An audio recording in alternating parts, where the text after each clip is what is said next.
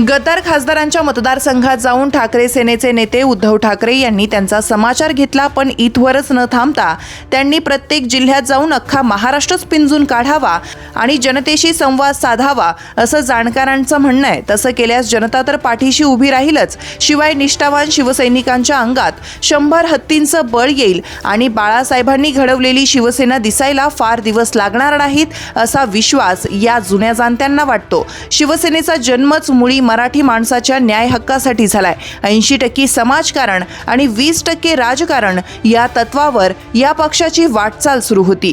ज्यांनी या आक्रमक संघटनेची स्थापना केली ते शिवसेना प्रमुख बाळासाहेब ठाकरे जोपर्यंत हयात होते तोपर्यंत शिवसेनेचं काम याच तत्वावर सुरू होतं। त्यांनी मातोश्रीत बसून प्रति सरकार चालवलं, अनेकांना मुख्यमंत्री पदासारख्या लाभांच्या पदांवर बसवलं, पण ते स्वतः कधी असल्या पदांच्या लोभाच्या फंद्यात पडले नाही। त्याचमुळे त्यांच्या नावाचा दरारा अखेरपर्यंत कायम होता।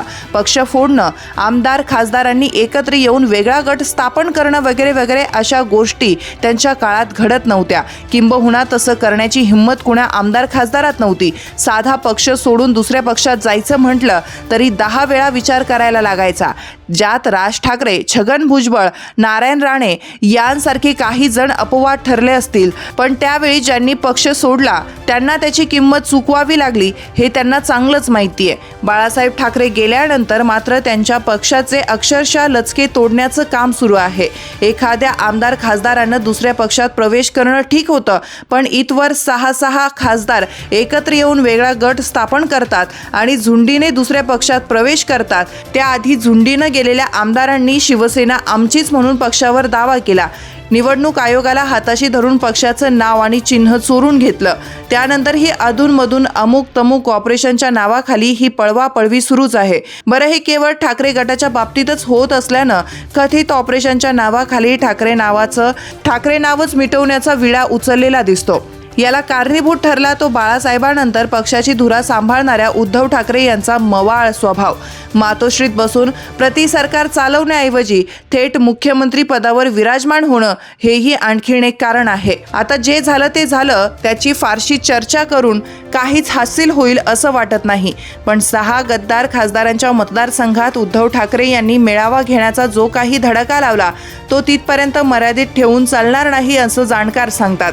प्रत्येक जिल्ह्यात जाऊन जनतेशी संवाद साधला तर खरी शिवसेना कुणाची हे सिद्ध करण्यासाठी उद्धव ठाकरे यांना फार वेगळं काही करावं लागणार नाही।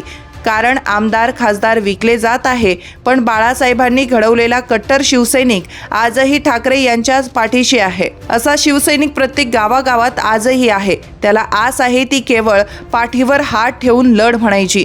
तमिळनाडूच्या विजय थलपतीला जनतेनं थेट मुख्यमंत्री पदावर विराजमान केलं, ते त्याची पक्ष स्थापन करण्याआधी जोडलेली नाळ या कारणामुळं। केरळच्या DMK पक्षाचे MK स्टॅलिन यांनी 2021ला राज्यभर पदयात्रा काढली, जनतेसोबत संवाद साधला। जनतेनेही मग त्यांना बहुमताच्या रूपानं चक्क सत्ताच दिली।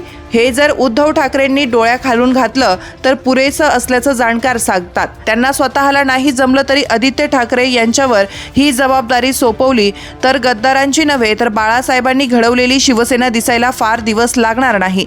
त्यात सुषमा अंधारे यांच्यासारखी फायर ब्रँड महिला नेता सोबत असली तर आदित्य ठाकरेंसाठी अशक्यप्राय काहीच नसेल हेही नाकारून चालणार नाही। तुमच्या भागातील प्रत्येक बातमी पाहण्यासाठी तसेच अशाच ताज्या आणि विश्वासार्ह घडामोडींसाठी उत्तर महाराष्ट्र न्यूज नेटवर्क सोबत जोडलेले रहा। सोबतच फेसबुक, इंस्टाग्राम आणि यूट्यूबवरही आम्हाला लाईक आणि शेअर तसेच सबस्क्राईब आणि फॉलो करायला विसरू नका।